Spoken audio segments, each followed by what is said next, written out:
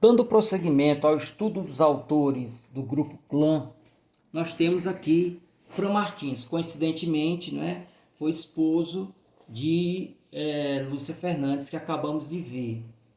Então, o Fran Martins tem uma obra muito vasta, né, mas eu escolhi como romancista, né. Já vimos poetas, vimos contistas e veremos agora um romancista, né? Então, algumas informações sobre Fran Martins. Francisco Martins nasceu em Iguatu em 13 de junho de 1913 e faleceu em Fortaleza em 29 de junho de 1996. Além de escritor, foi advogado, jurista e jornalista. Era irmão do professor Antônio Martins Filho e foi casado com a também escritora Maria Lúcia Fernandes Martins, que acabamos de ver. Ingressou na Faculdade de Medicina de Pernambuco, onde não teve condições econômicas para manter-se, pelo que retornou ao Ceará e fez o curso da Faculdade de Direito, bacharelando-se em 1937. Participou desde os tempos de estudante da vida associativa e cultural, tendo sido um dos idealizadores e fundadores do grupo Clã. Como jornalista, exerceu funções de redator nos jornais A Esquerda, Pátria Nova, A Nação, A Rua e o Estado. Colaborou em inúmeras revistas e periódicos da Amazônia, Rio de Janeiro e São Paulo. Foi professor de Direito Comercial na Faculdade de Direito da Universidade Federal do Ceará. Foi autor de grande expressividade literária, incluindo crônicas, novelas e contos. Foi membro do Instituto do Ceará, da Academia Cearense de Letras, da Associação Cearense de Escritores, da Associação Cearense de Imprensa e outras agremiações. Foi também fundador do Grupo Clã, onde por sua ação destacada mereceu do escritor Eduardo Benevides a afirmação de que clã é Fran. Aí uma não para além da rima, não é? Era uma verdade. Na época da fundação do grupo, Fran Martins presidia a seção cearense da Associação Brasileira de Escritores. Entre suas inúmeras obras literárias incluem-se Manipoeira, Contos do Juazeiro de Padre Cícero, Ponta de Rua, Poço dos Paus, Mundo Perdido, Estrela do Pastor, Noite Feliz, Mar Oceano, Amigo de Infância, O Cruzeiro tem 5 estrelas, A Rua e o Mundo, Dois de Ouro, que é considerado sua obra-prima, de 66, A Análise, Pireu, Ida e Volta e outras crônicas, e Nós Somos Jovens. Então aqui nós temos uma página com um apanhado de algumas capas aí das obras dele, né? Então, eu reuni aqui alguns autores que falaram sobre a obra de Fran Martins. O primeiro é Braga Montenegro, que diz: contudo, Fran Martins não se teve a necessidade de inventar uma nova maneira de expressão para realizar essa novela. Ele está se referindo a Dois de Ouros, né? Tão, por assim dizer, inesperada,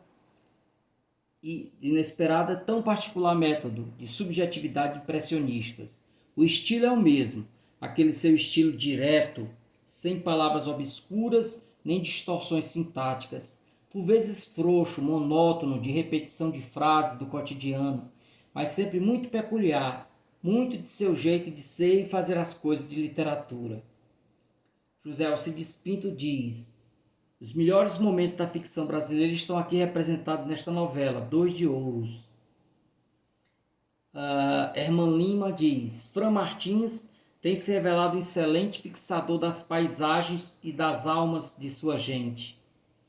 E finalmente Pedro Paulo Montenegro diz: o Crato e sua tradicional feira, a Serra do Araripe e seus impenetráveis abismos, a politicagem interiorana e seus aproveitadores espertalhões, a polícia primitiva e seus macacos, muitas vezes mancomunados com criminosos, quando não eles próprios agentes do crime, o cangaço e seus cabras, os meretrícios com suas madames e suas meninas, tudo em 2 de ouros, apresenta densidade que seu autor obtém não por simples justaposição de aventuras, mas pela dilatação de cada uma dessas aventuras, mediante uma presença alongada de seus pormenores significativos. Assim, os pensamentos em forma de diálogos com o leitor do cangaceiro 2 de ouros, metido em tocaia para a polícia. Então é exatamente a novela 2 de ouros que eu trouxe para destacar. E entro logo com um resumo que Santos de Azevedo nos oferece, não é? Que diz o seguinte: o enredo se passa no interior cearense, não é? Que é exatamente do Crato. O enredo se passa no interior cearense ao tempo do cangaceirismo. Juvencio, sabendo que sua namorada Arminda se amaziara com Celestino, mata o rival e entra no bando de Bondeveras, adotando a partir de então o nome de 2 de ouros. Então, 2 de ouros é o seu batismo, né? O seu apelido de um cangaço. Após vários crimes, e mesmo depois de extinto o bando, assassina um soldado no Crato, e então o cabo Firmino, com quem se inimizara, mas a quem havia salvo quando menino. Então, cabo Firmino e Juvencio foram amigos de infância, e Firmino quase se afogou, foi salvo por Juvencio. O certo é que eles são agora inimigos, cada um está de um lado diferente, né? Então o cabo Firmino vai persegui-lo nas matas e o fere e abala. No entanto, recua, talvez para deixá-lo escapar. O sargento Anacleto, que soubera por Arminda de um pacto entre os dois, desconfia do cabo e comanda novo ataque ao cangaceiro. Então é a partir desse momento que nós vamos ver como o cabo Firmino tem essa lealdade, né, pelo seu amigo de infância. O Firmino ele vai desviar, né, o caminho dos perseguidores, né? Então o sargento Anacleto faz essa busca ao cangaceiro e não encontra. Mas as atrocidades praticadas por Firmino no intuito de desmascarar os supostos coiteiros, né, sabidamente inocentes, fazem-no crer na honestidade do cabo. Por fim, desmoralizado por não haver capturado o bandido, o sargento Anacleto bebe demasiadamente e assassina Arminda em pleno cabaré. O corpo de 2 de ouros jaz na mata, longe do local onde o haviam procurado, levado pelo cabo Firmino. Então o cabo Firmino queria que 2 de ouros escapasse, né? Ele não julgava que o tiro iria levá-lo à morte. Então eu selecionei aqui o trecho do romance exatamente que fala sobre essa busca, né? Essa segunda busca que foi levada a não ter êxito por conta do cabo Firmino. Então vejamos aí. O sargento caminhava lentamente, rompendo as brenhas à procura de um sinal da passagem de 2 de ouros. Logo atrás vinha o cabo Firmino, vez por outra dando uma sugestão. Sem dúvida o bandido fora para o jardim, onde o grupo do Bondeveras sempre contara com bons coiteiros. Então aqui ele está tentando desviar, né? E a estrada que levava ao jardim era quase diametralmente oposta ao local onde o homem, na noite anterior, enfrentara os soldados que perseguiam desde o Crato. Mas isso o cabo Firmino não dizia. O sargento, entretanto, se mantinha silencioso. Firmino sabia o que aquele silêncio significava. Novo na cidade, o superior com certeza andara ouvindo conversa a seu respeito. E Firmino tinha ódio ao povo do Crato por causa dessas conversas. As suas costas que não tinham coragem de dizer na cara. Todos o acusavam fortemente de ser amigo de 2 de ouros, talvez mesmo apaniguado com ele. Nada mais injusto, era isso que o revoltava. Cabo do destacamento há anos, nada existia que justificasse aquela maledicência do povo da cidade. Não podia negar que fora amigo de infância de 2 de ouros. De 2 de ouro não, de Juvencio, de seu Zeferino. que era a pessoa bem diferente do bandido que tanta miséria praticava na Serra do Araripe. Mas é crime ter-se por companheiro de infância uma pessoa que depois derrapa, vira cangaceiro, mostra crueldade em todos os seus atos, percebe perversidade para com os próprios filhos de sua terra. Quando menino, Juvencio era até muito calmo, não tinha coragem de enfrentar os outros, sentia medo de tomar parte numa briga. Lesma, não sei onde estou que ainda te aturo no nosso batalhão, covarde. Era assim que Creso, o chefe, o tratava, e nunca Juvencio sequer se revoltou com aquelas palavras. Firmino foi quem, vendo a marcação de Creso, findou tomando o partido do mais fraco, defendendo-o das perseguições do chefe. Por isso talvez andassem dizendo hoje que ele protegia o bandido, ligados por um pacto qualquer, desses que são feitos na infância e perduram por toda a vida. Mas na verdade não havia pacto algum, a não ser aquele juramento quando Firmino ia morrendo afogado e Juvencio, com coragem, o salvou.